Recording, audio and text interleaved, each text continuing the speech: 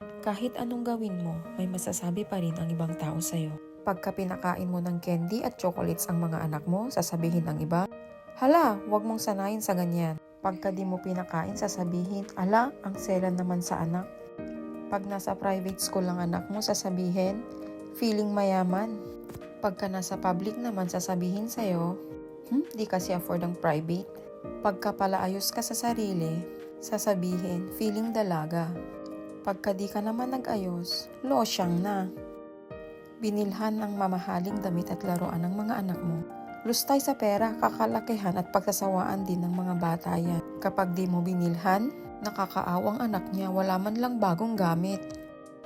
Pinapagalitan mong anak mo, sasabihin, "Huwag mong pagalitan, mas titigas ang ulo niyan." Kapag hindi mo naman pinagalitan, sasabihin pa rin, "Ba't di mo dinidisiplina? Titigas ang ulo niyan." Pinipilit mong makisama, sasabihin, "Plastic lang yan, bait-baitan." Kapag naman palaban ka, sasabihin sa'yo, "Masama ang ugali niyan." Lahat ng gagawin mo, may mapupuna ang ibang tao.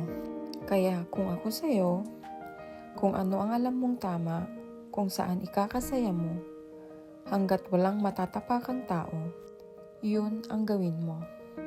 Huwag kang mamuhay sa kung ano ang standards ng iba. Huwag mong hingin palagi ang approval nila.